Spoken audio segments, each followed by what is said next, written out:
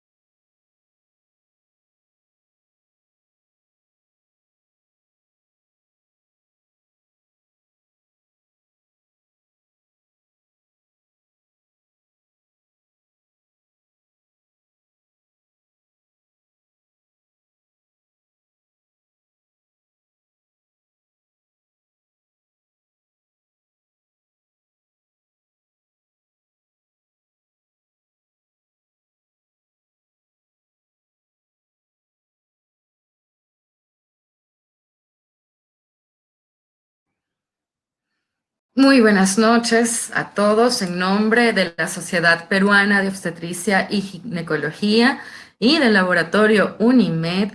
Queremos darle una cordial bienvenida a este simposio donde estaremos conversando sobre nutrición y gestantes, el nuevo enfoque propuesto en esta sesión extraordinaria en la que nos estará acompañando como ponentes la doctora Margot Quintana Salinas y el doctor Ricardo Olvide Proaño.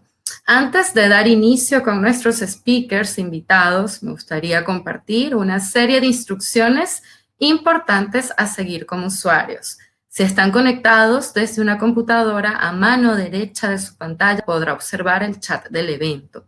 Si está conectado desde un teléfono móvil, podrá observar el chat en la parte inferior de su pantalla.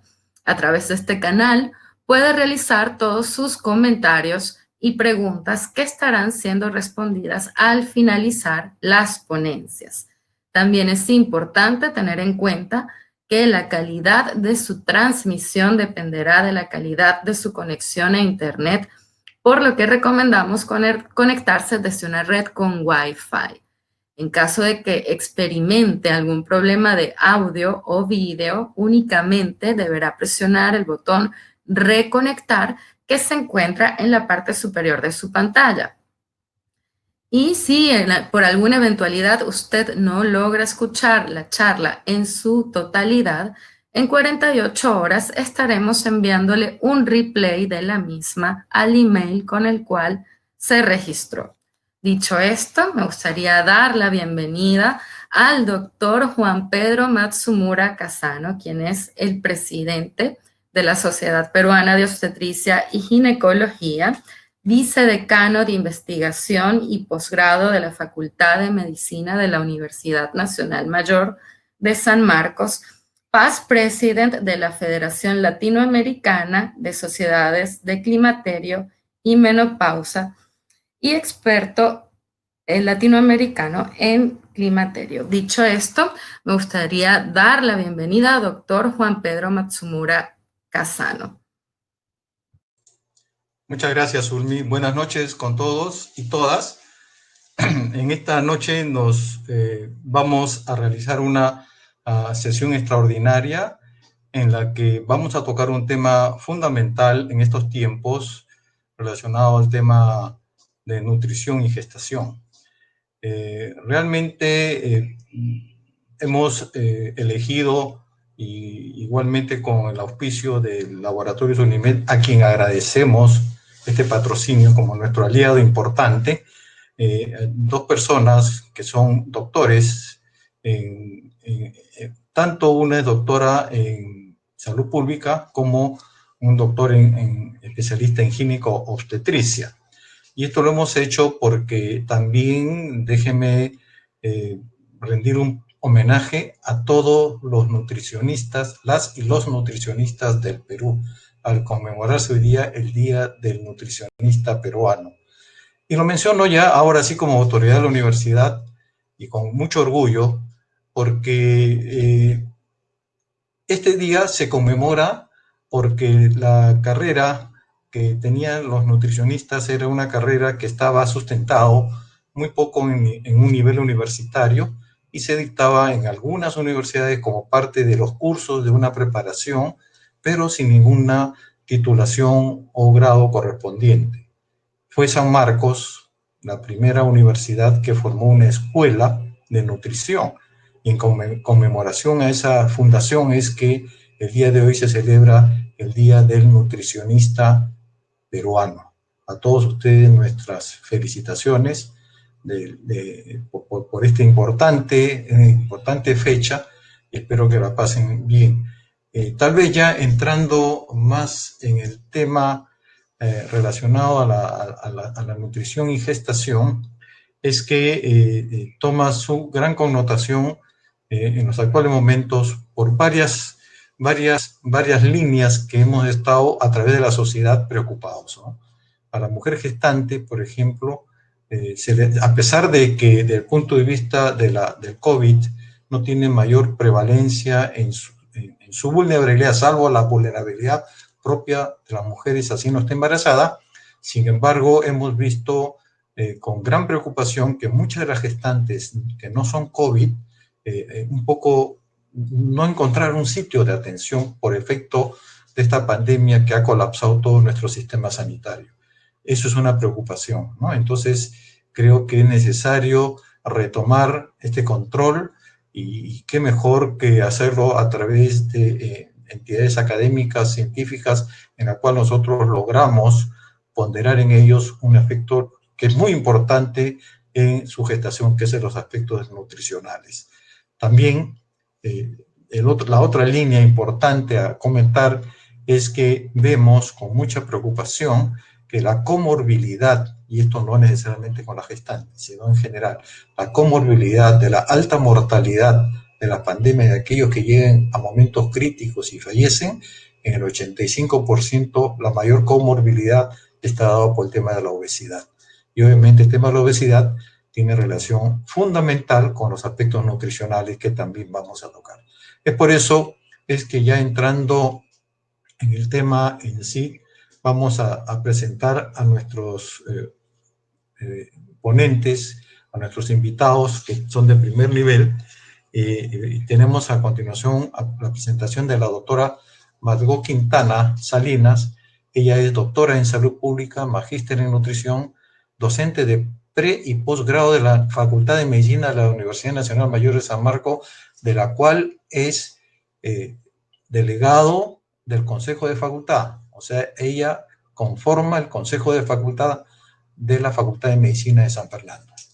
Es miembro del Centro de Investigación de Bioquímica y Nutrición de la misma universidad, miembro de la Sociedad Latinoamericana de Nutrición es investigador Regina, que ahora ya se conoce con el nombre de RENACYT, por la nueva denominación dada por CONCITEC, y integra el grupo de investigación en bioquímica y nutrición, específicamente en una línea de nutrición y obesidad, que es lo que hemos estado comentando, y tiene publicaciones en referencia a la nutrición en el embarazo, consideraciones para una adecuada alimentación durante el embarazo, que fue publicada en la revista de la Sociedad Peruana de Ginecología y Obstetricia en el año 2014. La doctora Margot Quintana tocará el tema sobre nutrición durante la gestación. Tiene usted 25 minutos, doctora. Adelante, por favor. Muchas gracias, doctor, muy amable por la presentación. Vamos a tratar el tema de lo que es nutrición durante la gestación. Lo vamos a desarrollar en los objetivos para una buena nutrición durante la gestación. Estos objetivos de una buena nutrición durante la gestación, desde mi perspectiva, considero que son 4. Primero, incrementar las posibilidades de una mejor calidad de vida para el nuevo ser humano, lograr una adecuada ganancia ponderal materna, disminuir las probabilidades de morbimortalidad materna y cubrir las necesidades nutricionales de la gestante. En cuanto a incrementar las posibilidades de una mejor calidad de vida para el nuevo ser humano, tenemos que se da a través definitivamente de la mejora del estado nutricional de la madre. Cada vez se toma más importancia sobre el impacto que los mecanismos epigenéticos en útero pueden tener en la programación fetal. Se ha demostrado que durante el desarrollo temprano, el epigenoma fetal es más susceptible al estímulo ambiental. Dentro de eso tenemos el estado nutricional de la madre. Si está adelgazada o si tiene exceso o sobrepeso u obesidad, va a afectar al desarrollo del feto. También si la ingesta de nutrientes, por ejemplo, que ella puede tener y que puedan afectar lo que es la metilación del ADN, como por ejemplo tenemos el folato, la riboflavina, B12, piridoxina, por ejemplo. Entonces se va a decidir en gran parte el futuro del nuevo ser humano en útero. También porque es importante, porque da inicio este periodo a los primeros 1000 días de vida del ser humano. Es el periodo de máxima diferenciación celular. Es el momento en el cual se va a decidir la calidad de vida del ser humano, si es que, por ejemplo, si puede padecer inclusive de enfermedades crónicas no transmisibles. Los primeros 1000 días de vida, entonces, da inicio a lo que es, o involucra lo que es el crecimiento durante la gestación, durante lo que es los primeros 2 años de vida, y que involucran a 2 de los periodos de máximo crecimiento y desarrollo, que vienen a ser gestación, primeros 2 años de vida, y luego la etapa de la adolescencia. Aquí es importante porque hay suficiente evidencia científica que demuestra que intervenciones nutricionales influyen en la calidad de vida del nuevo ser humano. Dentro de ellos tenemos, por ejemplo, a lo que es la suplementación con micronutrientes, entre ellos hierro, yodo, por ejemplo. Se ha visto que hay costo-beneficio muy importante cuando se da este tipo de suplementación. Por ejemplo, ¿en qué se ve? Se ve en la disminución de la desnutrición crónica. Una madre que está bien alimentada, bien nutrida, probablemente va a tener hijos, va a tener menor riesgo de tener hijos con desnutrición crónica. Se va a ver también en mejores resultados con menor prevalencia de anemia, en menor mortalidad materna, y por lo tanto en el incremento de una población saludable con mayores ingresos económicos. Hay artículos muy interesantes que hablan sobre la inversión en mujeres. Invertir en la mujer en términos de salud, nutrición, educación, es invertir en una generación presente y futura, principalmente pensando muchas veces en las adolescentes. Cuando tenemos el segundo objetivo, que es lograr una adecuada ganancia ponderal materna. La ganancia ponderal va a depender de lo que es el IMC pregestacional. Toda gestante debe ganar peso, inclusive aquellas que tienen sobrepeso y que tienen obesidad. No es el momento en el cual tenga que haber tratamiento para la disminución de peso en las mujeres obesas. No es prudente ello. Debe ganar peso, por lo menos para lo que son los tejidos fetales. En la base de las diapositivas van a encontrar ustedes las fuentes que sustentan lo que estoy mencionando. Así que quien quiera tener más información, tiene ahí las fuentes. Actualmente es un problema el término de lo que es la ganancia ponderal materna, cuando vemos que tenemos una población en el país que tiene, en la cual las gestantes muestran una tendencia a lo que es el sobrepeso. Vean ustedes cómo del 2015 al 2019 hay una tendencia al sobrepeso, y lo cual se nota principalmente en el grupo de mujeres de 30 a 50 años.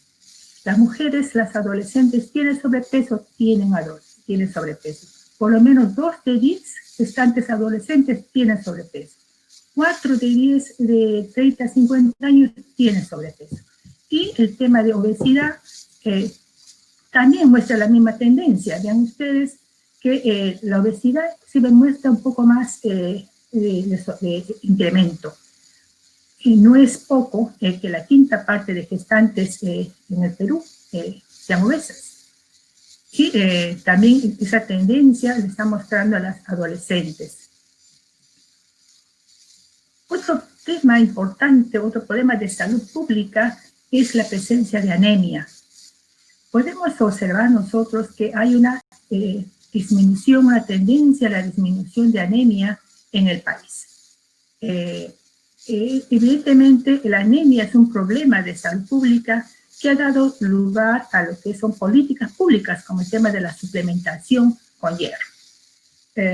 Y también a lo que es la promoción dentro de los mensajes que se dan en la Consejería Nutricional a Gestantes, lo que es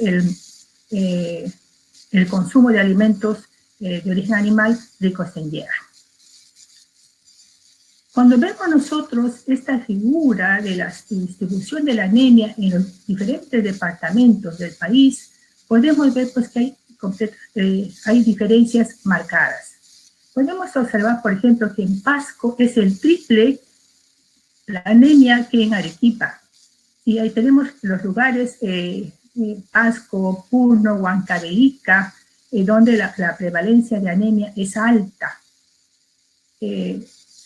También podemos llegar a observar que si bien la prevalencia es alta, la cantidad de mujeres gestantes se encuentran principalmente aquí en Lima.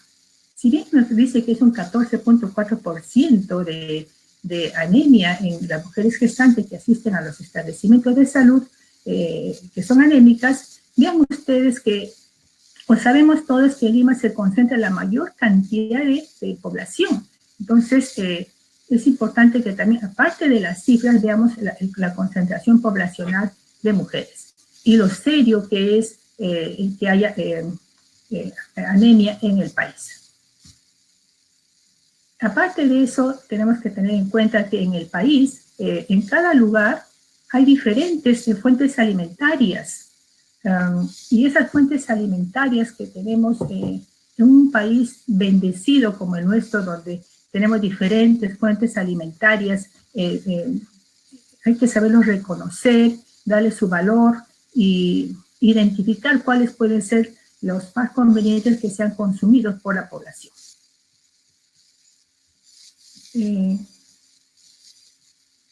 La anemia, si nosotros hemos visto cuando vimos el tema de sobrepeso y obesidad, que las que tenían mayor porcentaje eran las mujeres, las gestantes de mayor edad. En el tema de anemia, quienes tienen mayor porcentaje son las adolescentes.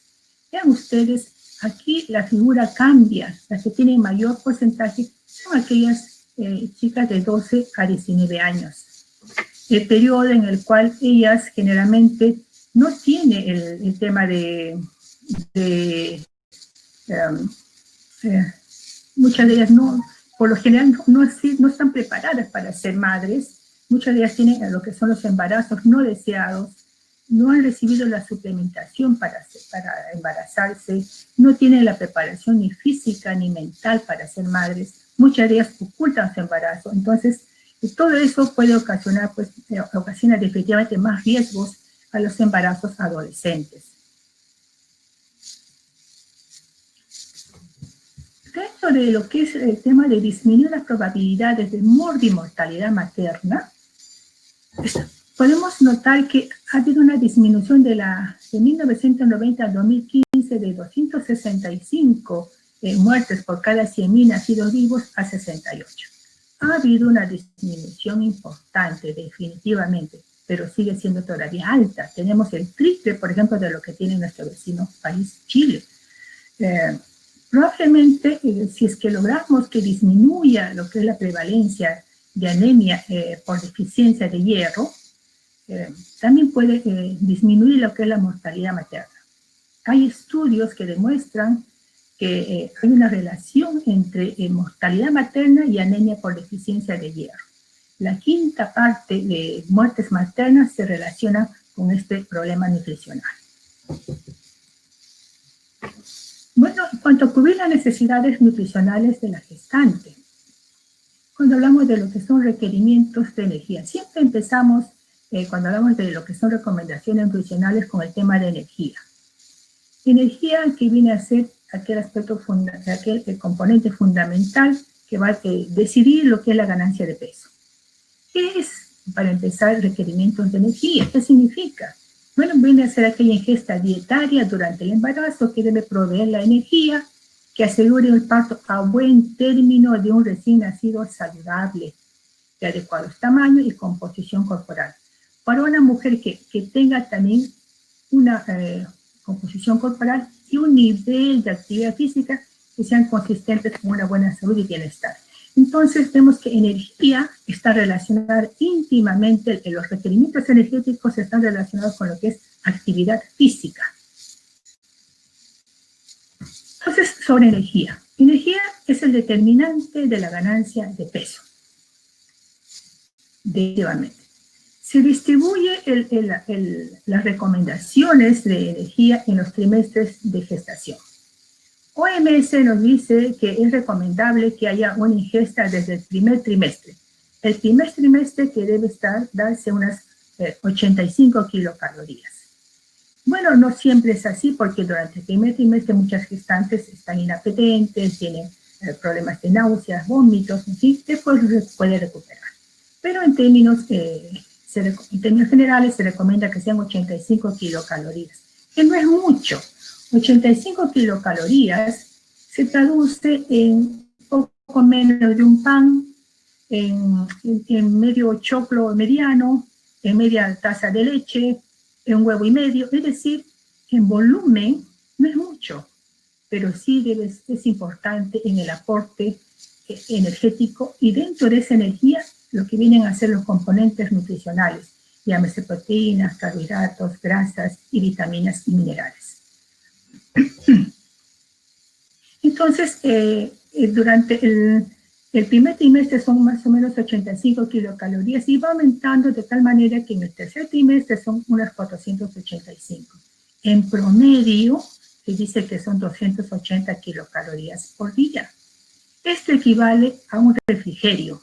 No es una preparación grande, no es un plato de segundo más, por así decir, sino es un refrigerio que va a ser dado durante todos los días. Evidentemente, va a depender también la ingesta si la señora tolera consumir este tipo de régimen. Es decir, se recomiendan 3 comidas principales: desayuno, almuerzo y cena, que comía antes de embarazarse. Y a eso que comía antes de embarazarse se le agrega un refrigerio. No se recomienda la restricción de energía ni para mujeres obesas. Se ha demostrado que sí, bueno, podría contribuir a lo que es disminuir la ganancia de peso, pero no afecta lo que es la presencia de hipertensión inducida por el embarazo, por ejemplo, ¿no? y además podría dañar el crecimiento del feto.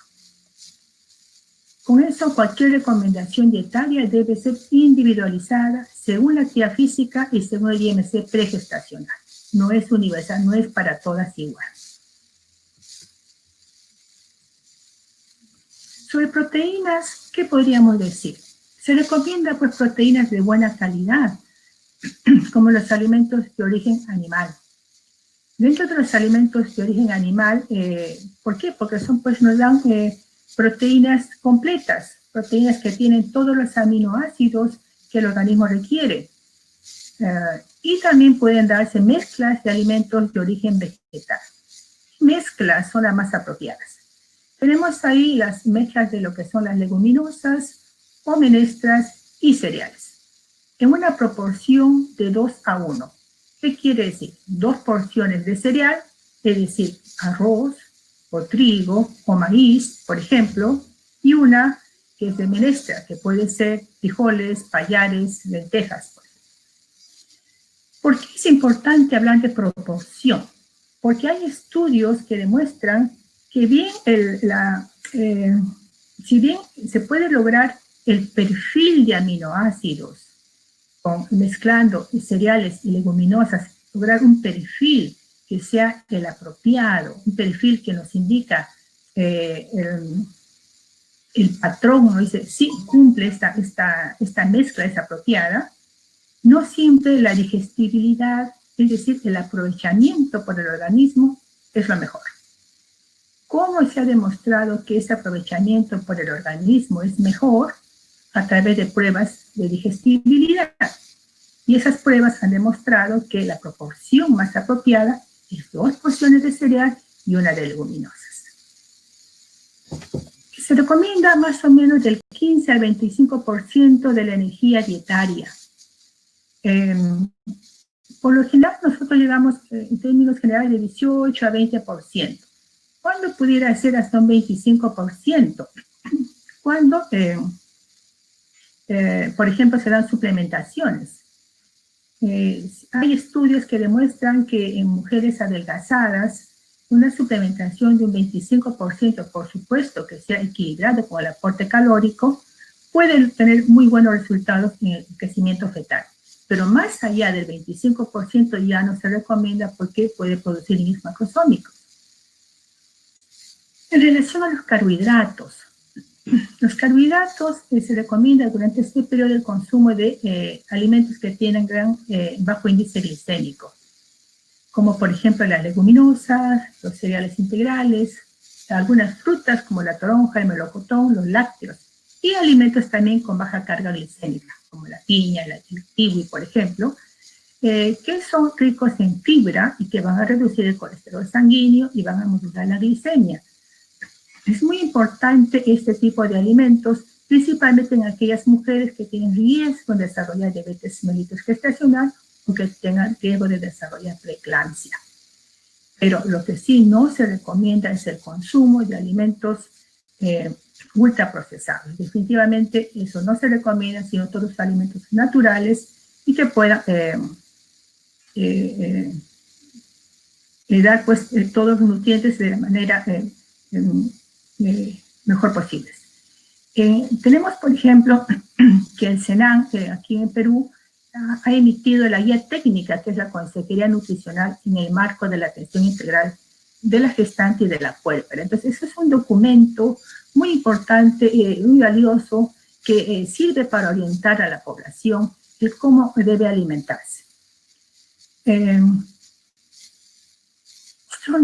Otro de los nutrientes importantes vienen a ser las grasas.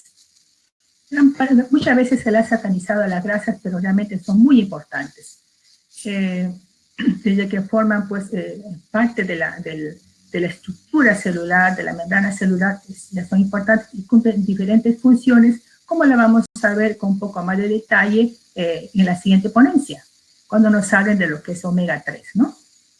Durante la gestación se ha observado que las concentraciones maternas de ácidos grasos esenciales disminuye el araquidónico, el glucosa hexanoico, disminuyen al momento del parto, ¿Y por qué? Porque es que el feto necesita estos ácidos grasos esenciales, por lo tanto, los toma de la madre. El ingesta de ácidos grasos poliinsaturados es importante, lo es. Eso ha motivado que haya estudios sobre suplementación con ácidos grasos poliinsaturados. Se ha observado que sí, podría producir, pues, prevenir partos pretérmino, pero a su vez también podrían aumentar la incidencia de embarazos prolongados y de alto peso al nacer. Entonces, todavía faltan estudios que realizar en si es conveniente la suplementación o no de los ácidos grasos poliinsaturados. Pero en alimentos donde se le encuentra, en lo que es el pescado grasos, en la chía, la linaza y las nueces. Tenemos aquí, por ejemplo, los pescados grasos y las nueces que tienen su health claim, tienen sus proclamas de salud. Son considerados alimentos saludables y que tenemos que, en la medida de lo posible, consumir todos. Dentro de los micronutrientes, uno de los minerales de mayor importancia tenemos al hierro. El hierro en la dieta es muy difícil de cubrir. Entonces, por lo que tiene que recurrirse a lo que es la suplementación. Pero, ¿cuál es el problema en la suplementación? Es la adherencia al sulfato ferroso. Ocasiona muchos malestares, definitivamente, para algunas gestantes, y eso pudiera afectar tal vez la adherencia. ¿Qué información tenemos al respecto? ¿Por qué decimos que es un problema? Del 100%, por ejemplo, de gestantes que fueron a los establecimientos de salud, el 85% recogieron su suplemento. De este 85% que recogieron el suplemento, ¿cómo fue la adherencia? La adherencia fue baja en casi la tercera parte de ellas. Es decir, consumían menos de la mitad de las pastillas que tenían que consumir. Fue moderada en otro tanto, y vean ustedes, en 28% solamente fue óptima, es decir, cubrieron todas las pastillas y el 28% de las gestantes. Entonces, la suplementación es una dificultad seria en el tema de lo que es la suplementación. Y en términos de alimentos, ¿cuáles son las fuentes alimentarias?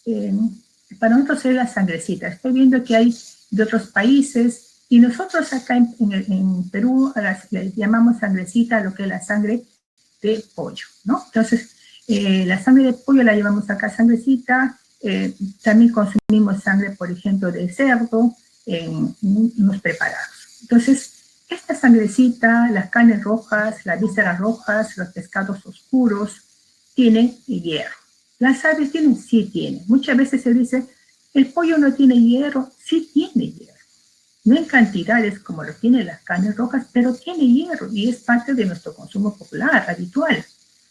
¿Qué es lo que pasa con el término del consumo? Cuando hacemos la consejería, podemos nosotros decir, consuma este alimento, consuma aquello, pero también tenemos que ver cuál es la aceptabilidad de las señoras. Por ejemplo, hicimos un trabajo de investigación de enfoque cualitativo sobre el consumo de alimentos de origen animal. Preguntamos si consumían sangrecita. Nos dijeron que no, una parte de las señoras dijeron que no consumían sangrecita. Al preguntárseles si sabían lo importante que era, dijeron que sí, sabían que tenía hierro y que podría ayudarles contra la anemia. Pero, ¿qué pasaba? Que no lo comían y dijeron porque no les gustaba. Y al preguntarles por qué no les gustaba, era que simplemente ni lo habían probado, pero ya para ellas no les gustaba. Sin siquiera probarlos, ya habían asumido que no les gustaba. Algo que también tenemos que ver es qué entienden por anemia las señoras y qué piensan, qué tan serio es. Por ejemplo, automáticamente dicen, sí, es baja hemoglobina. Sí, pero ¿sabe usted qué consecuencia le puede traer a usted la anemia? No lo sabe. Y es algo que también tenemos que difundir, las consecuencias de la anemia en el caso para las señoras y las familias, ¿no? Porque es importante evitar. Tenemos aquí los cereales andinos y los productos de harina fortificada. Para nosotros aquí la harina fortificada es una fuente de hierro, sí lo es, no precisamente porque tenga un hierro de alta biodisponibilidad, sino porque por su frecuencia de consumo y por la cantidad que se consume. Nosotros comemos todos los días pan con harina fortificada. En el Perú, la harina está fortificada con hierro, con niacina, levotiraína, ácido fólico y tiamina, por ejemplo. Entonces, para nosotros sí es una fuente la harina, los productos de harina fortificada. El calcio, ya sabemos lo importante que es. ¿Y cuáles son sus fuentes alimentarias? Los lácteos, ¿no? Los pescados que se consumen con sus espinas, las leguminosas, las oleaginosas y nuestros cereales andinos. Vemos nosotros aquí cereales andinos como fuente de calcio, cereales andinos como fuente de hierro, y son pues nuestros cereales nuestros, nuestra kiwicha, la quinoa, la cañigua, por ejemplo, que cuando se les compara con los cereales foráneos, por así decirlo, como el trigo, el maíz, tienen mayor cantidad de estos minerales. El yodo es un mineral sumamente importante y es indispensable que en el país se continúe con la fortificación de la sal. OMS nos recomienda que se disminuya el consumo de sal a menos de 5 gramos al día. Entonces, estábamos preocupados, decíamos, pero bueno, cuando se inició la fortificación de la sal con yodo, se calculó dicha fortificación en una cantidad de 8 a 10 gramos de sal, que es lo que habitualmente consumimos. Y que se disminuya la mitad de esta afectaría la concentración de yodo, menos mal que no. La concentración de yodo en la sal que recomienda actualmente la OMS puede satisfacer nuestras recomendaciones de yodo. En el país decíamos que es indispensable porque no se pueden eliminar los desórdenes por deficiencia de yodo, porque simplemente en la tierra no tiene este yodo, nuestra tierra, por lo tanto tiene que darse a través de un alimento, en este caso es la sal. Evidentemente hay zonas como la costa peruana que tienen pues, pescados, alimentos marinos que pudieran darnos yodo, pero eso no pasa con las otras regiones del país. Tiene 5 minutos, doctora. Uy, Dios mío, gracias. Vitamina A es sumamente importante, pero no se recomienda su suplementación durante la gestación por tener efectos teratogénicos. Las fuentes alimentarias es el hígado. Aquí quisiera detener un poquito porque siempre cuando preguntamos cuáles son las fuentes de vitamina A, nos dice zanahoria, zapallo, pero no. La principal fuente de vitamina A son los alimentos de origen animal y principalmente el hígado. 100 gramos de hígado nos da, puede cubrir las recomendaciones de vitamina A de casi 7 gestantes. Imagínense ustedes la cantidad de vitamina A que tiene el hígado. Después vienen ya los alimentos de origen vegetal, como puede ser la zanahoria, el zapallo, y dentro de ellos mismos hay diferencias, por ejemplo. No es igual la biodisponibilidad en camote amarillo, en zanahoria, por ejemplo, que en las hojas verdes oscuras. No es igual. Siempre es mayor en los alimentos que no son las foliáceas, que no son las hojas. Y la biodisponibilidad aumenta cuando están cocidos y cuando hay grasa en la comida. Por eso es tan importante que haya tanto verduras cocidas como crudas en la comida. Cocidas como fuente de vitamina A y crudas como fuente de vitamina C. La vitamina D es el boom, digamos así, de la investigación actual. Se le están encontrando diversidad de propiedades es relacionada, por ejemplo, con la prevención de diabetes, bajo peso nacer y partos prematuros. Y tienen ustedes aquí las fuentes, principalmente alimentos de origen animal, y dentro del origen vegetal tenemos pues, los champiñones, la palta.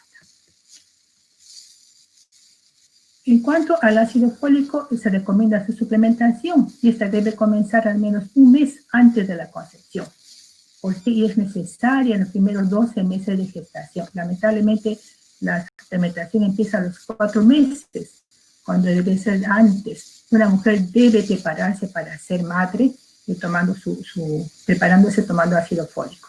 Tenemos las fuentes alimentarias. La vitamina C no se recomienda su suplementación durante la gestación. Así como tiene propiedades antioxidantes, cuando exceden ya puede ser prooxidante, puede ser dañino. Las recomendaciones nutricionales de la gestante, según lo que nos dice IOM, FNB y FAOMS, muchos de ellos tienen valores semejantes, van a variar principalmente en 2 minerales, que vienen a ser hierro y zinc. Para OMS nos da diferentes valores según la biodisponibilidad que tenga el mineral en la dieta. Puede ser, por ejemplo, para hierro, 5%, 10%, 12% y 15%. Según esos porcentajes de biodisponibilidad, la concentración o la cantidad de hierro que se recomienda es diferente. Y eso, como todo de los nutrientes, ¿cómo lo traducimos en consejos en alimentos? Se cubre las necesidades nutricionales de la gestante a través del consumo diario de 3 comidas principales más un refrigerio, que pudiera fraccionarse al consumo diario de alimentos de origen animal, de 5 porciones a más de frutas y verduras, es decir, más de 400 gramos, de lácteos, de sal iodada y de suplementos de hierro. Y un consumo de más o 2 veces por semana de pescados y de menestras. Conclusiones. ¿Cuáles son las conclusiones?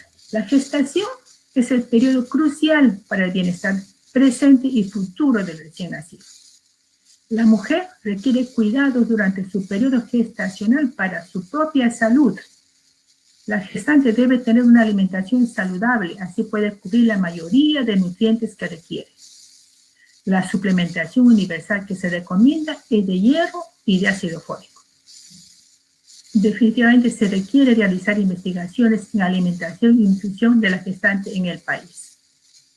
Muchas gracias por su atención. Cumplido todo. Muchas gracias, doctora Gracias. Margot Quintana, por su excelente disertación. Gracias. A continuación vamos a presentar nuestro siguiente ponente, el doctor José Ricardo Olavide Froaño. Él es médico ginecólogo obstetra de la clínica Ricardo Palma, docente de la Universidad Nacional Mayor de San Marco, tiene una maestría en medicina, es miembro de la Sociedad Peruana de Obstetricia y Ginecología, miembro fundador de la Sociedad Peruana del Climaterio, experto latinoamericano en climaterio y menopausia por FLACIN, expresidente de Anemia Working Group Perú y Sociedad Peruana de Climaterio, exdirector del Hospital Nacional Arzobispo Loaiza. El doctor Olavide va a tocar el tema sobre los ácidos omega 3 en la gestante.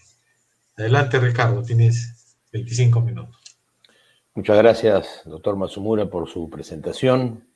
Gracias a la Sociedad Peruana de Obstetricia y Ginecología por permitirme compartir estos momentos con mis colegas sobre un tema interesante y de mucha actualidad, como es tema de nutrición en general durante el embarazo y específicamente sobre los ácidos grasos omega 3 en la gestante. Los principales ácidos grasos omega 3, el fundamental es el ácido docosahexaenoico, el DHA. Es un ácido graso omega 3 poliinsaturado de cadena larga, importante para las membranas celulares, presente en todo lo que es la sustancia gris del cerebro, a nivel de la retina y de vital importancia para el tejido cardíaco. Pero, ¿qué son los ácidos grasos? Rápidamente, son cadenas de carbono e hidrógeno de diferente longitud que tienen un grupo metilo inicial y un grupo y un grupo carboxilo en el otro extremo. Todos esos son ácidos grasos. Que a su vez estos ácidos grasos pueden ser saturados o insaturados. La diferencia de los saturados e insaturados es que los insaturados poseen dobles enlaces o algún doble enlace. Uno en el caso de los monoinsaturados y más de uno en los casos de los poliinsaturados. Dentro de los monoinsaturados tenemos los ácidos grasos omega 9, presentes en los aceites de oliva, aguacates, maní, almendras. Y los poliinsaturados, fundamentalmente los omega 3 y los omega 6. Los omega 3 los encontramos en los alimentos a base de pescados, en la linaza, la soya, la nuez, y los omega 6 en los aceites de maíz y aceite de girasol. Además, estos ácidos grasos insaturados se les va a denominar de acuerdo a la presencia del primer doble enlace a partir del carbono terminal. Esto es, si el primer doble enlace se encuentra en el tercer carbono, se le denomina omega 3. Si se encuentra en el sexto carbono, se le denomina omega 6. Y si se encuentra en el noveno carbono, se denomina omega 9. Entonces, con esto ya tenemos claro qué son los ácidos grasos poliinsaturados y a qué se refiere el término de omega 3, 6 o 9. Aparte de esto, estos ácidos grasos pueden ser esenciales, esto es, aquellos que el organismo no puede sintetizar y que necesitamos recibirlos en la dieta, y dentro de ellos fundamentalmente el ácido alfa-linoleico, que es el precursor de los ácidos grasos omega 3, DHA y EPA, y también de los ácidos grasos omega 6. Y los ácidos grasos no esenciales, como los omega 9, que el organismo sí los puede sintetizar. Por lo tanto, la importancia es que estos ácidos grasos omega 3 deberíamos de recibirlos necesariamente con la dieta, porque de lo contrario vamos a ser deficientes. La importancia sobre estos ácidos omega 3 se empieza a notar cuando se evaluaban algunas poblaciones de los esquimales en Groenlandia y se veía que estas poblaciones tenían muy poco o sufrían muy poco de enfermedades cardiovasculares. Se empezó a analizar y se llegó a la conclusión que esto era por el tipo de dieta que esta población recibía, rica en pescados azules y que, por ende, rica en ácidos grasos omega 3, y a partir de ahí es que empieza el estudio en general sobre estos ácidos grasos omega 3 en general en el tema de nutrición. Habíamos dicho que el principal, digamos, el ácido graso esencial es el alfa-linoleico, es el del cual derivan todos, el precursor del cual derivan todos los ácidos grasos esenciales omega 3, el alfa-linoleico, por mecanismos de diversas acciones de enzimas, vamos a llegar hacia el ácido eicosapentaenoico, el EPA, y después al ácido docosaheptaenoico, que es el DHA, que son los dos ácidos grasos omega 3 importantes. Vamos a hacer énfasis en el ácido graso docosaheptaenoico, el DHA. Estos omega 3 se encuentran en algunos vegetales como la linaza, las nueces, las aceitunas, y en animales fundamentalmente productos a base de mar, la anchoveta, el atún, la sardina, el salmón, el calamar, el bacalao, etc. También presentes en algunas algas y en algunos microorganismos. Se encuentran presentes en la leche materna, en los pescados grasos y en las vísceras. Importante tener en consideración que el feto no puede sintetizar estos ácidos grasos, no puede sintetizar DHA. Por lo tanto, se requiere necesariamente que para el feto lo adquiera, para que el bebé lo reciba, la madre tiene que ser una buena fuente de DHA. Si la madre no los tiene, no podemos hablar, o sea, este niño va a ser deficitario en estos ácidos. Desde el punto de vista de suplemento, estos ácidos pueden ser adquiridos o se van a presentar bajo dos formas. Bajo la forma de triglicéridos, que es la forma química que se encuentra en la naturaleza, y bajo la forma de etíléster. Esta forma no existe en forma natural. Y para su proceso digestivo se requiere la liberación del etanol, y obviamente administrar etanol a una mujer embarazada o una mujer que esté gestando va a tener algunas preocupaciones relacionadas con la ingesta de este nutriente, el etanol. Por otro lado, las sales o la administración de los ácidos grasos en forma de triglicéridos al ser la glicerina el propio sustrato, inmediatamente se va a resintetizar y va a ser transportada eficientemente en la sangre, cosa que no ocurre con los suplementos en forma de etil-éster, que tienen una síntesis demorada, y su transporte es mucho menos eficiente. Esta diapositiva nos muestra qué cosa es lo que ocurre con los triglicéridos en el enterocito. Aquí estamos en la luz intestinal. Las enzimas digestivas han dividido los triglicéridos en monoglicéridos, que son absorbidos por difusión simple, y nuevamente ya en la luz dentro del enterocito son recompuestos en los kilomicrones con los triglicéridos, con los ácidos grasos, y estos son transportados rápidamente a la sangre de una manera muy, muy rápida y eficiente, cosa que no ocurre con las formas de etil-éster. Por lo tanto, los suplementos a base de triglicéridos tienen una mayor estabilidad química, no así los del etil-éster, que tienen formas más reactivas, fácilmente oxidables y menos estables. Los campos de la medicina en los cuales los ácidos grasos omega 3 se han encontrado función son varios. Lo primero que se estudió fue el aparato cardiovascular. Se encontró que disminuye el riesgo cardiovascular, aumentaba el perfil lipídico. También se han estudiado mucho su acción sobre el sistema nervioso central, sobre las enfermedades degenerativas, la visión, el desarrollo cognitivo, el estado de ánimo. A nivel del metabolismo, también en estudios en obesidad y en diabetes.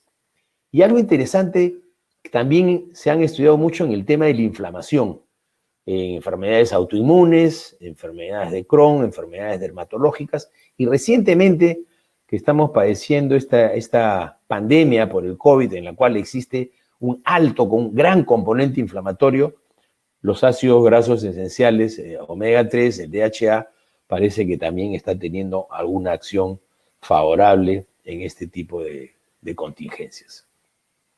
A nivel del sistema nervioso central, se ha demostrado que tiene un efecto neuroregenerador, optimizando memoria, desarrollo neurológico, desarrollo de la retina, en algunas enfermedades neurodegenerativas y en el desarrollo cognitivo. Vamos a revisar alguna información, algunas referencias sobre respecto a lo que ha ocurrido o lo que ocurre con esta sustancia, el DHA y la lactancia. Hay algunos metaanálisis que nos hablan de la prolongación del tiempo de gestación, la disminución del riesgo de partos pretérminos en aproximadamente un 31% y un incremento del peso a nacer y también disminución en el riesgo de preeclampsia.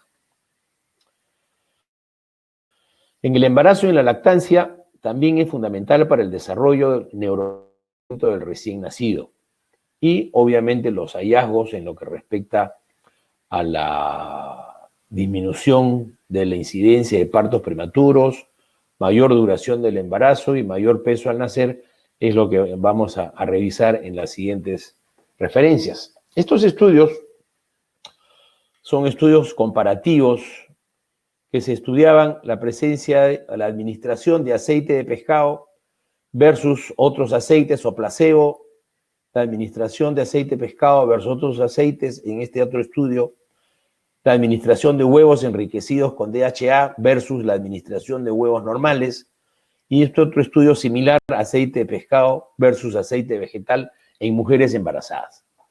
Y se demostró que en un primer estudio había un incremento en el tiempo de embarazo. En el segundo estudio se demostró que había una disminución en el riesgo de parto prematuro. Igual había un riesgo, una mayor incidencia de gestaciones prolongadas y bajo riesgo de partos prematuros también en el tercer estudio. O sea, de hecho, tiene una acción importante en lo que es la duración del embarazo. Este otro estudio evalúa un grupo de mujeres embarazadas y las divide de acuerdo a su cantidad de ingesta de alimentos marinos. El grupo 0 es el que menos aporte tiene y el grupo 3 es el que más aporte tiene. Es un cuartil de de acuerdo al aporte de nutrientes, aporte de derivados de pescado en pacientes gestantes. Y evalúa algunos factores como bajo peso al nacer, parto pretérmino, retardo del crecimiento intrauterino. Y lo que observan es que en lo que respecta a bajo peso al nacer, vean ustedes, las pacientes que tienen un mayor consumo de pescados marinos tenían una menor incidencia de niños con bajo peso al nacer. Lo mismo ocurría con partos prematuros. Hay una diferencia significativa entre las pacientes que tienen un aporte importante con aquellas pacientes que tienen un aporte muy pobre.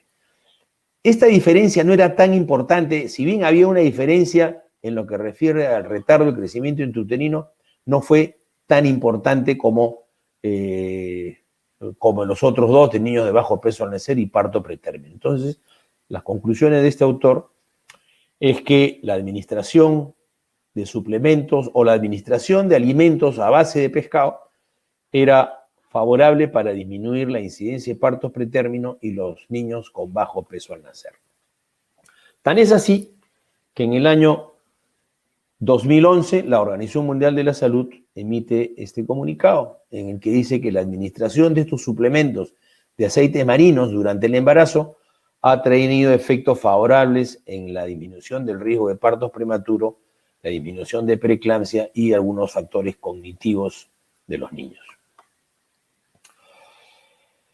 Esta revisión de Zárate del año 2017 nos muestra que un aporte adecuado de ácidos omega 3 tiene efectos positivos en la duración del embarazo y en el tamaño del recién nacido, en la reducción de la incidencia de preeclampsia y depresión posparto. Vamos a ver después algunas referencias, alguna data respecto a la depresión posparto, y tiene un efecto beneficioso sobre el crecimiento del infantil y el neurodesarrollo. Por su otra parte, la disminución o el consumo reducido de estos ácidos grasos poliinsaturados de cadena larga en el embarazo produce alteraciones de la esfera neuropsiquiátrica como trastorno del espectro autista, déficit de atención, trastornos de depresión y de ansiedad. Esta es una revisión interesante, un estudio interesante que evalúan a nivel mundial 184 países y evalúan cuál es el consumo, el promedio de ácidos grasos o de alimentos a base de pescado, ácidos grasos poliinsaturados omega 3, y los divide en tres y los compara con partos pretérmino. En verde son las poblaciones que tienen un consumo alto, en amarillo poblaciones que tienen un consumo bajo, y en blanco pacientes que tienen, poblaciones, países que tienen en promedio un consumo medio de ácidos grasos poliinsaturados omega 3. Y vean ustedes, aquellos países que tienen un menor consumo de ácidos grasos omega 3 tienen una mayor incidencia de partos pretérmino. En la medida que el consumo se va haciendo mayor, la incidencia de partos pretérmino se va disminuyendo. O sea, de hecho, hay una relación entre el aporte de ácidos grasos omega 3 y la incidencia de partos pretérmino. Este estudio realizado en España evalúa la presencia de niños pequeños para edad gestacional en un grupo de mujeres a los cuales se evalúa la ingesta de ácidos grasos omega 3. Se divide en diversos quintiles, de menos ingesta a más ingesta, y vemos que en aquellos que tenían una mayor ingesta de ácidos grasos de alimentos a base de pescado, esto es ácidos grasos omega 3, tenía una disminución en el riesgo de tener niños pequeños para edad gestacional del orden del 60%. Cuando se hace la misma evaluación para aquellas personas que recibían ácidos grasos de productos marinos, también se encuentra un resultado similar. 60.6, casi el 40% menos riesgo de tener niños de bajo peso al nacer comparado con aquellas pacientes que no o que recibían poca cantidad de estos nutrientes. Una revisión de Cochrane del año 2018 nos muestra que la incidencia de partos pretérmino disminuye en aquellas mujeres embarazadas que reciben suplementos de ácidos grasos omega 3. Y con respecto a la preeclampsia, ¿qué existe? ¿Qué es lo que está dicho con respecto a la preeclampsia? Respecto a la preeclampsia, hay una serie de estudios. Por ejemplo, en este estudio evalúa a un grupo de mujeres que reciben suplementos de ácidos grasos omega 3 comparado con aquellas que no lo reciben, grupo control. Y evalúa el riesgo de preeclampsia en estas pacientes entre mujeres multiprimíparas y multíparas es aproximadamente 30% menos el riesgo de desarrollar preeclampsia. Se encuentra un resultado similar para aquellas pacientes en lo que respecta a albuminuria. Sin embargo, no encuentran una diferencia estadísticamente significativa solamente para hipertensión arterial, pero sí para preeclampsia y albuminuria. Este otro estudio evalúa a una población de mujeres mujeres no embarazadas contra mujeres embarazadas, y les dosa la cantidad de ácidos omega 3 y omega 6 en sangre, en plasma, y ve que no existía una diferencia significativa entre mujeres no embarazadas con mujeres embarazadas. Pero cuando hace la comparación en las mujeres embarazadas que desarrollaron preeclampsia, las que desarrollaron preeclampsia se les encontró una menor cantidad de estos ácidos grasos en sangre, con lo cual establecía que habría una relación entre el aporte de ácidos grasos omega 3 en el embarazo y el riesgo de preeclampsia. Este otro estudio evalúa la cantidad de ácidos grasos omega 3 presente en los eritrocitos de las mujeres y evalúa de acuerdo a la cantidad de menos cantidad a más cantidad el riesgo de desarrollar preeclampsia. Y vean ustedes, las pacientes que recibieron ácidos grasos omega 3, el DHA, tenían 7 veces más riesgo de preeclampsia comparado con aquellas pacientes que recibían una cantidad importante. Las que recibían menos tenían más riesgo de desarrollar preeclampsia. Este es un estudio interesante. ¿Interesante por qué? Porque es un estudio realizado en el Perú, realizado por de los investigadores peruanos, el doctor Sixto Sánchez y la doctora Gloria Larrabiur, conocida por muchos de nosotros. Y hace un estudio similar, evalúa la cantidad de ácidos grasos omega 3, estudió a un grupo de 100 mujeres en la maternidad de Lima entre los años 97 y 98, les mide la cantidad de ácidos grasos omega 3 en los eritrocitos y compara cómo era la incidencia de preeclampsia.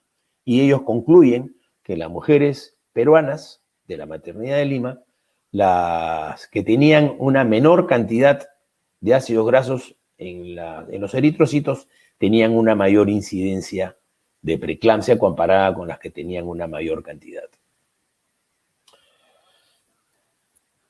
Este estudio del doctor Oken evalúa una serie de factores nutricionales y el riesgo de desarrollar preeclampsia.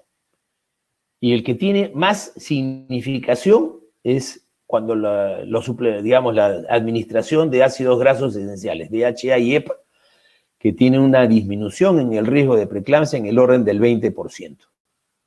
Para preeclampsia y no así para hipertensión, no solamente para embarazos, para hipertensión del embarazo, pero sí para preeclampsia, como habíamos visto en un estudio anterior. Y finalmente, este estudio que se realizó en un hospital en iraní, y que apareció en el Journal de la Asociación Médica Pakistaní,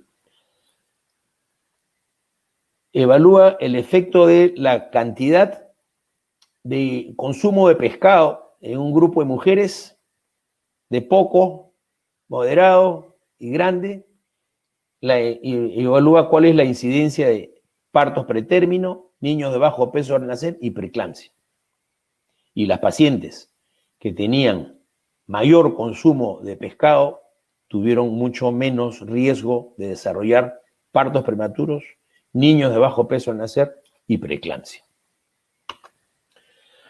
¿Qué hay respecto a la depresión en el embarazo? Este estudio, presentado en el Acta de Neuropsiquiatría en el año 2006, evalúa a un grupo de gestantes con depresión mayor y se les administra a este grupo de gestantes ácidos grasos esenciales, omega 3, EPA y DHA. Y se les mide, se les realiza un test, el test de Edimburgo para evaluar depresión postnatal y la escala de Hamilton para depresión. Después de promedio de 8 semanas de tratamiento, se les vuelve a repetir el test y se ve que las pacientes habían tenido una disminución en los puntajes de 40% para el test de Edimburgo y del 35% para la escala de Hamilton. Esto es, había habido un efecto favorable en el tema de la depresión. Este es un estudio similar, evalúa también un grupo de pacientes a los cuales se les administra DHA y EPA, y también les evalúa con el test de Hamilton y el test de Edimburgo, y los resultados son similares. Las pacientes que reciben, las pacientes embarazadas con depresión, que reciben ácidos grasos omega 3, tenían una mejoría en los puntajes para depresión. Un estudio similar, pero en estos les administran ácidos grasos directamente del consumo de pescado. Y dependiendo del consumo, los divide en diversos cuartiles. Las pacientes que tienen un adecuado consumo de derivados de pescado tuvieron una menor incidencia, tuvieron un menor riesgo comparado con aquellas que no recibieron, que tuvieron 1.5 veces más riesgo de desarrollar cuadros de depresión.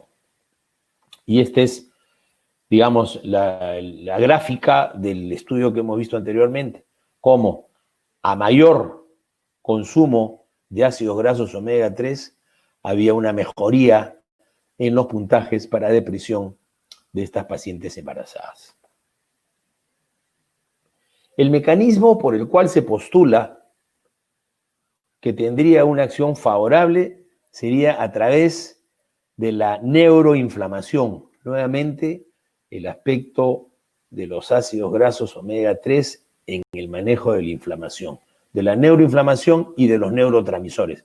Y de esta manera existiría un efecto favorable en el aspecto de la depresión. Sabemos que el desarrollo del sistema nervioso de los niños ocurre fundamentalmente en el tercer trimestre del embarazo. Este es el momento en el cual el niño necesita una amplia cantidad de ácidos grasos esenciales, porque este es en el momento que empieza una formación activa de las neuronas y este requerimiento está incrementado. Por lo tanto, al ser estos ácidos grasos esenciales, la participación materna es importante en esta etapa.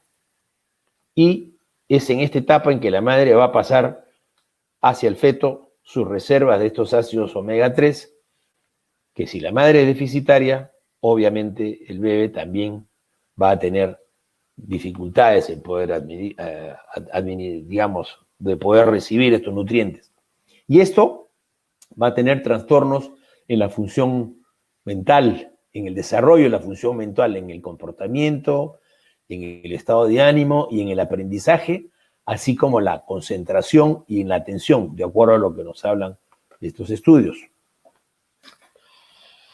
Este es un estudio que evalúa la presencia, un grupo de mujeres embarazadas a las cuales, mujeres posparto que dan lactancia materna exclusiva durante los primeros 3 meses de vida del niño. y se les hace a los niños, a los 2, 4, 6 meses, un test para evaluar la agudeza visual y también para evaluar algunos aspectos de desarrollo psicomotriz.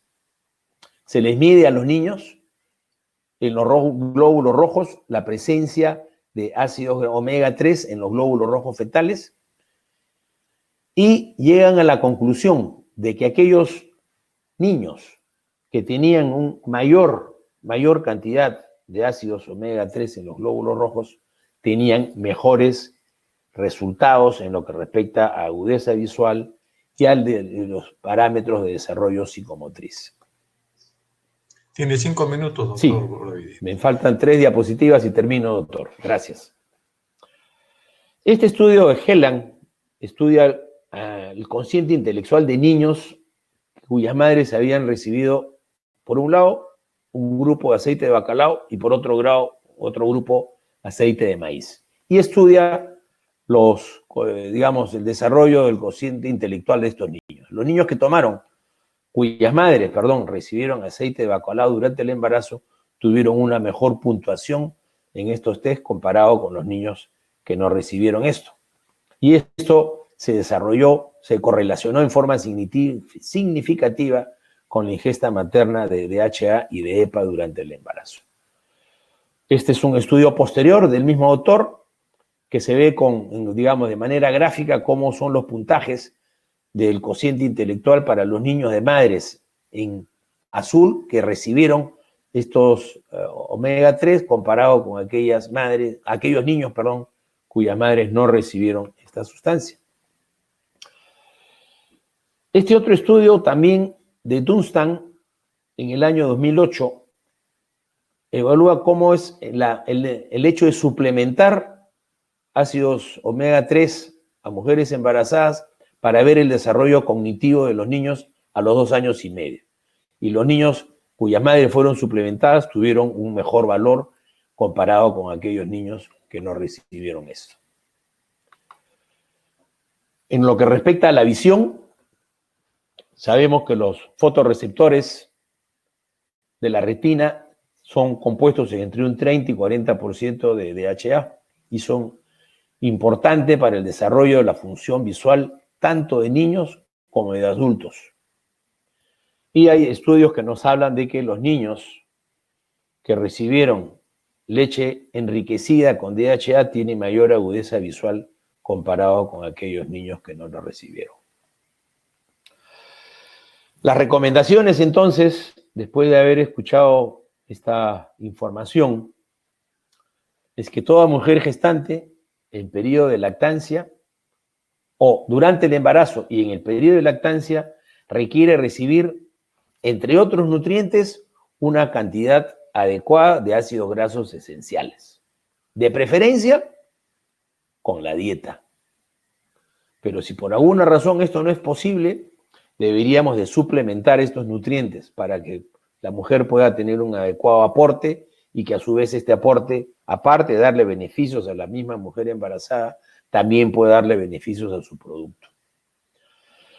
Estos suplementos deberían de ser administrados de manera tal que puedan ser adecuadamente absorbidos de la manera más eficiente y por eso deberíamos darlos de preferencia como se encuentran en la naturaleza.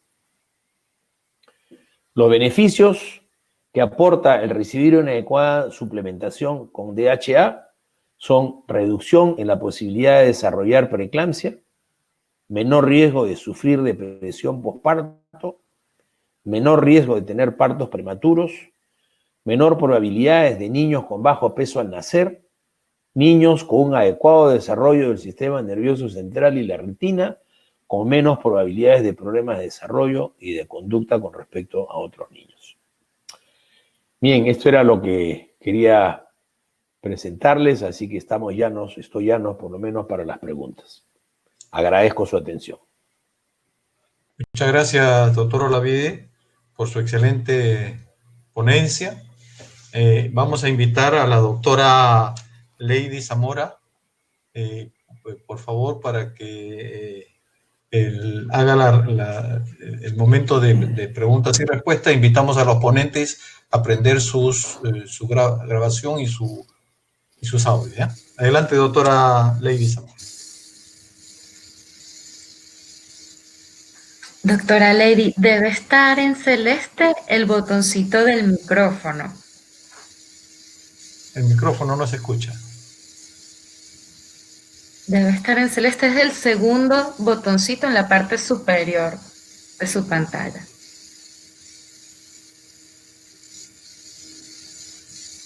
Mío está prendido. ¿Se refiere a mí? No, sí, de ustedes sí. Sí. Doctora Lady, arriba el Lady. segundo botón tiene que prenderlo. Debe estar en celeste. Si, doctora, usted está viendo por alguna eventualidad, no se le enciende el micrófono, debe salir y volver a conectarse.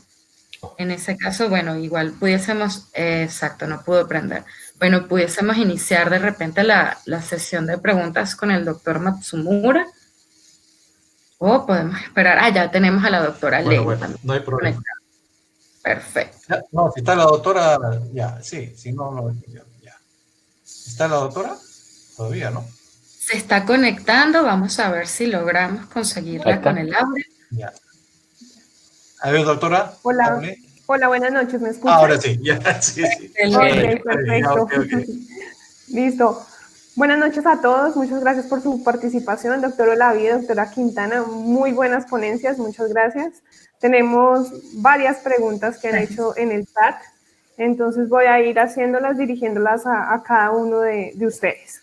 Con todo gusto. Doctora Quintana, preguntan, ¿cuál tipo de dieta omnívora vegetariana es la más recomendada para obtener una ganancia ponderal adecuada? Bueno, eso va a depender. No necesariamente una dieta vegetariana puede ser negativa. Depende de cómo es que se lleva. Ambas pueden ser muy apropiadas dependiendo de cómo están constituidos los alimentos. Definitivamente la alimentación omnívora es, por así decir, la más recomendada, porque ya encontramos nosotros alimentos que tienen nutrientes de alto valor biológico y definitivamente ellos van a contribuir muchísimo a lo que es el buen estado nutricional de la persona. Ahora, en el caso de los vegetarianos, muchas veces tienen que recurrir a suplementos y porque no hay la suficiente cantidad de nutrientes en los alimentos que consumen. Por lo general recurren a suplementarse y si bien se ha visto, por ejemplo, ¿no? Por decir en el tema de anemia, no hay una diferencia significativa en la prevalencia de anemia entre ambas omnívoras y no omnívoras. Sí se ha visto que hay una menor concentración de hemoglobina en las gestantes que son vegetarianas, ¿no? Entonces lo que va a hacer es depender de que tengan una buena consejería nutricional que les ayude a tener una buena ganancia de peso, ¿eh? No necesariamente una es mejor que la otra. Gracias, doctora. Doctor Olavide, preguntan, si el omega 3 está en las aceitunas, el aceite de oliva ofrece una alternativa de alta concentración de omega 3. ¿La dieta mediterránea se puede recomendar en las gestantes? Definitivamente la dieta mediterránea es una de las dietas más sanas. Nos disminuye una serie de incidencia de algunas enfermedades y es muy adecuada porque además la dieta mediterránea también es rica en alimentos marinos. Así es. Anchovetas, anchoas, en fin, productos mariscos. Muy rica en eso, que también es rica en omega 3. Sí, la dieta mediterránea, de hecho, es una dieta totalmente recomendable, desde mi punto de vista. No sé qué dice la doctora Quintana.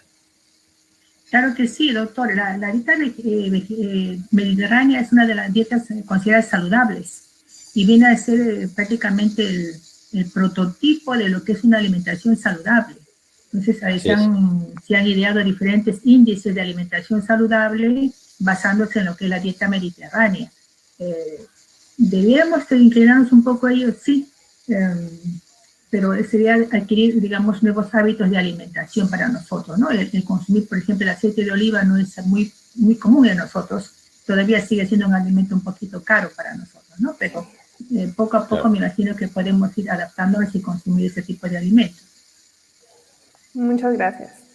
Doctora Quintana, preguntan, ¿qué alimentos se deben recomendar o se deben prohibir en pacientes con preeclampsia?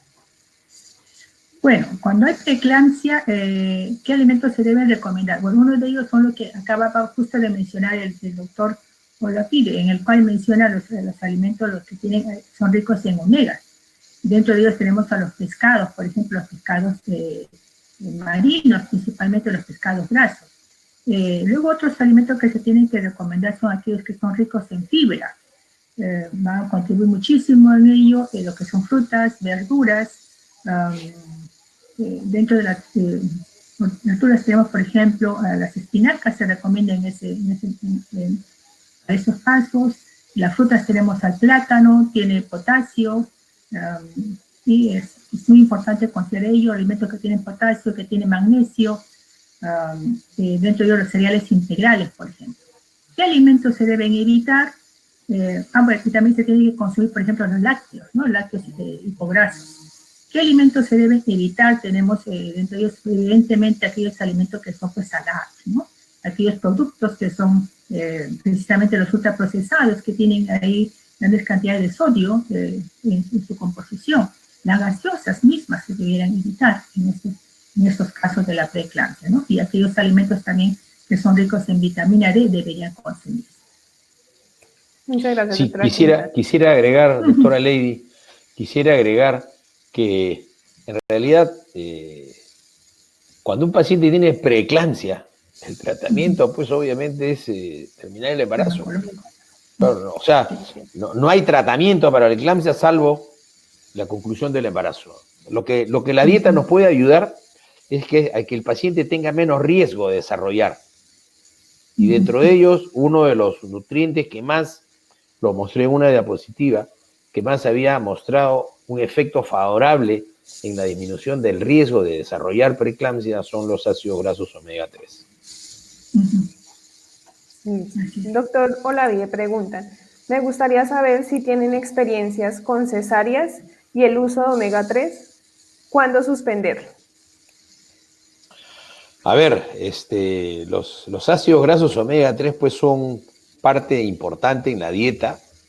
En realidad no hay ninguna relación con la cesárea, salvo que un uso excesivo pues no pueda contribuir a tener un niño de un alto peso al nacer, que no hay una relación directa entre el consumo de ácidos grasos omega 3 y niños con alto peso al nacer.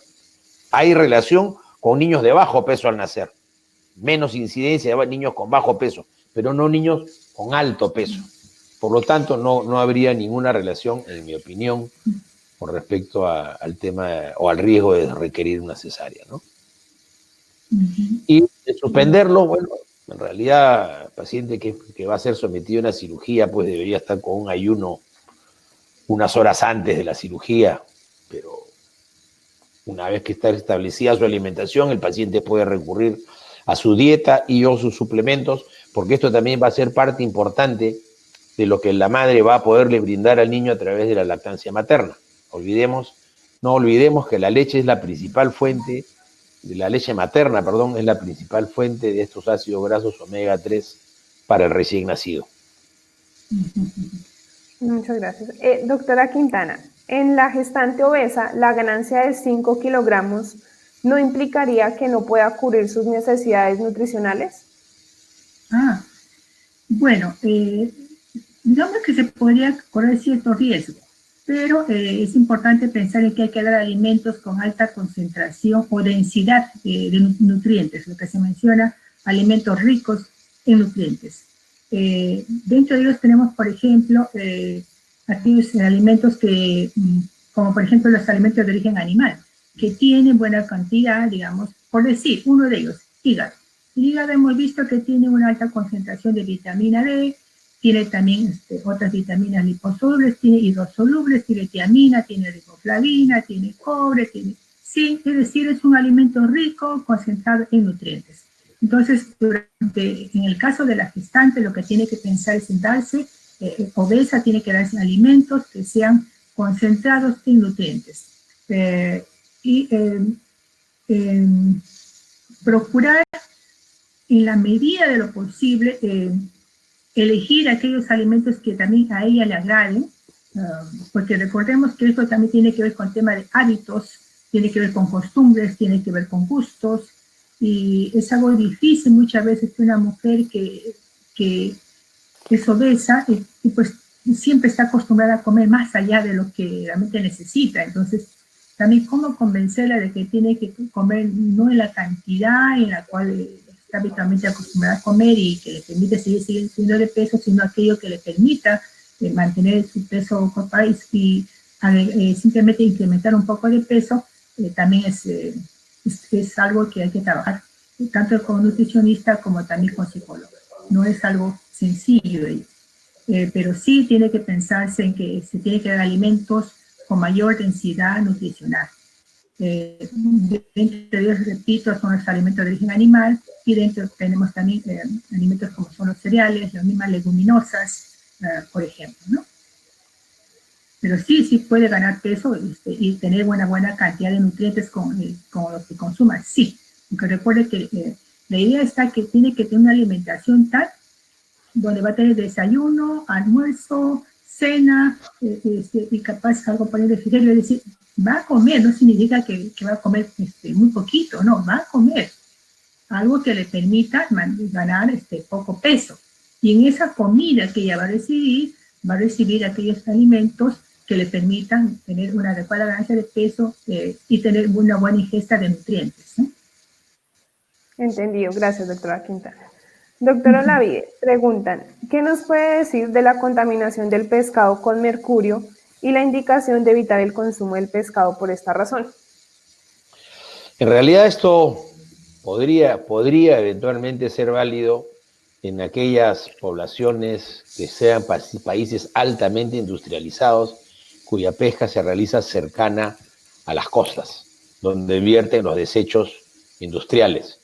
Quizás esto no es válido para nuestro país, porque no somos pues un país altamente industrializado y afortunadamente contamos con casi 2.000 kilómetros de costa, que esto nos permite pues tener una muy buena fuente de este tipo de alimentos que son valiosos y muy nutritivos para la salud.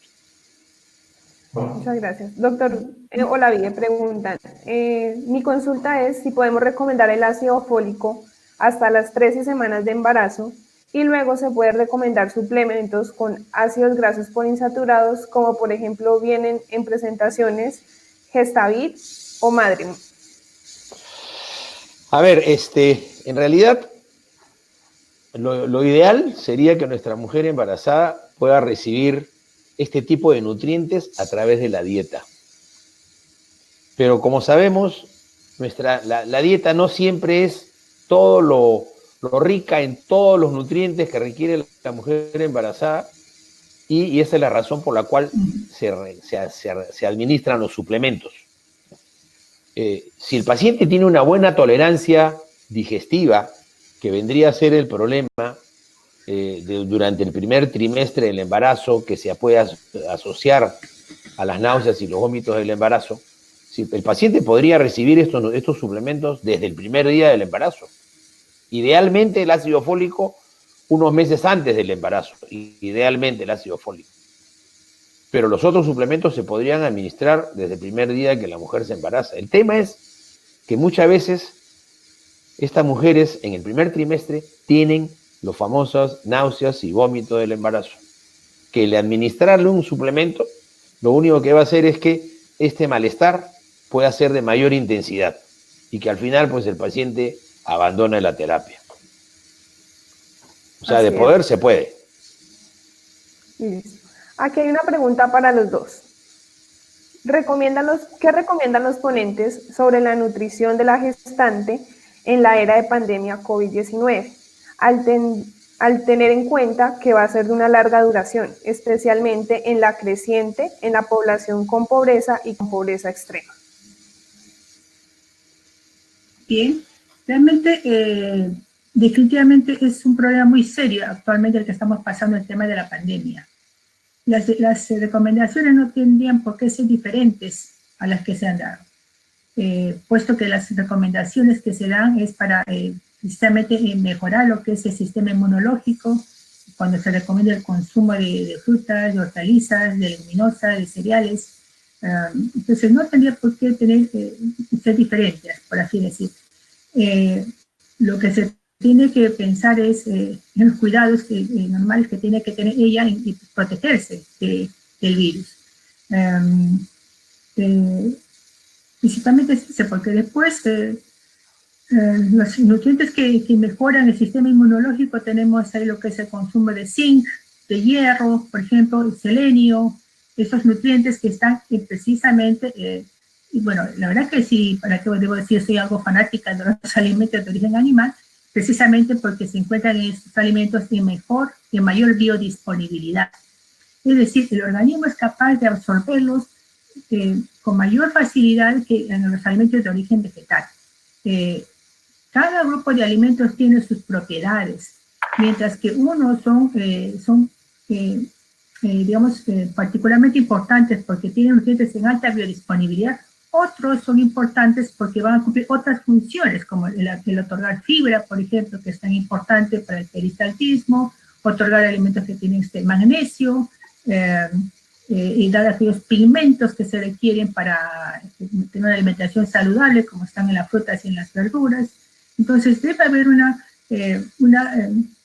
cantidad suficiente de alimentos, tanto de origen animal como de origen vegetal, y en las proporciones apropiadas. Entonces, considero que es tener principalmente una alimentación balanceada. ¿Qué pasa en los lugares de pobreza? Eso sí es un problema serio, realmente, porque muchas veces en lugares de pobreza y pobreza extrema no hay las facilidades para comprar la variedad de alimentos, porque en términos generales lo que importa es consumir variedad de alimentos. No hay un alimento único y que lo dé todo. Debe haber una mezcla. Lo que se tiene que procurar es que en esta variedad de alimentos elegir y buscar aquellos que estén más al alcance de la población. Por decir, dentro de las carnes vamos a encontrar en mayor alcance probablemente las vísceras. Tenemos ahí, por ejemplo, lo que es el hígado, tenemos, por ejemplo, riñones es relativamente cómodo, tenemos mollejas, la molleja de pollo, por ejemplo, la misma sangrecita, dentro de los que puede ser relativamente cómodo su acceso, más económicos.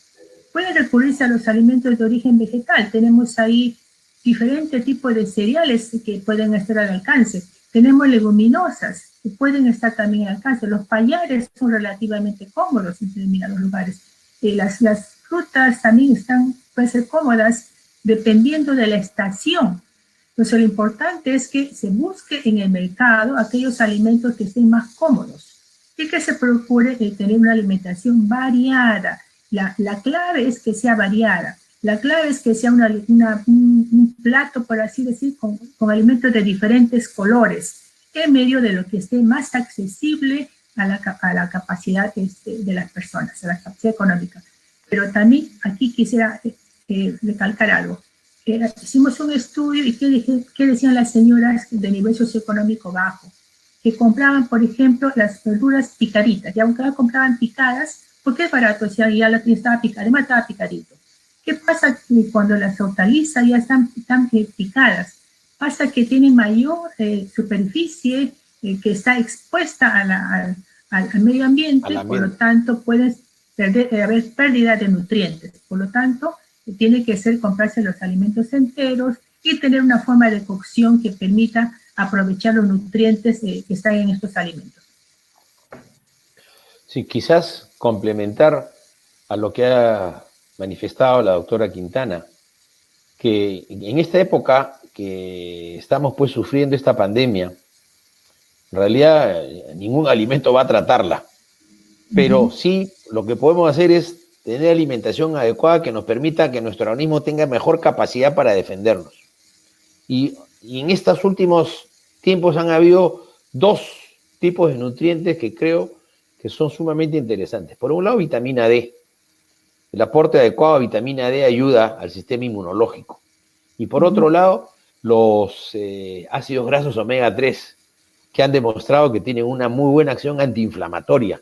Y recordemos, el COVID produce una reacción inflamatoria severísima en el organismo y eso es muchas veces la causa de las complicaciones serias que tiene esta enfermedad. Muchas gracias, doctor Olavide, doctora Quintana. Es digamos, el resumen así de las preguntas que han hecho. Muchísimas gracias. Gracias doctor Matsumura, le doy la palabra. A ustedes por la invitación, muy amables.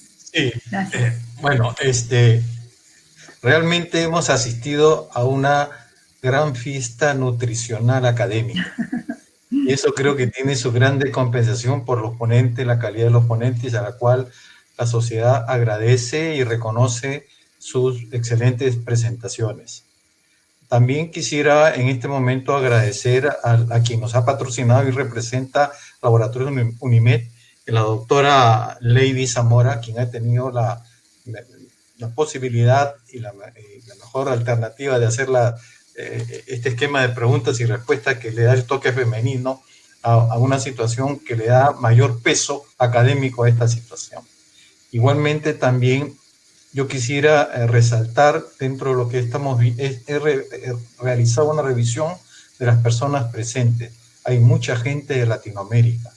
A ellos darles nuestro cordial, no solamente bienvenida a través de la Sociedad Peruana de Obstetricia y Ginecología, sino el agradecimiento por ver y compartir con nosotros estos momentos muy importantes que creo que va a salir fortalecido en el tema de un día que es especial para la nutrición, que es el Día del Nutricionista Peruano. Muchas gracias a aquellas personas que nos han acompañado del extranjero y a los colegas y personas de local, acá del Perú, también muchas gracias por habernos permitido continuar con estas reuniones académicas que realmente sirve de un paliativo a esta desgracia que es la pandemia que todos estamos pasando y que lamentamos, pero que ojalá pronto salga la vacuna, porque pensamos que la vacuna es el mejor elemento para poder ir variando nuestra posición en ese contexto. Muchas gracias por todo y damos por culminada esta sesión sobre nutrición y gestación, nuevos enfoques. Muy amables, buenas noches. Buenas noches. Muchas gracias. Muy amable, gracias. Gracias.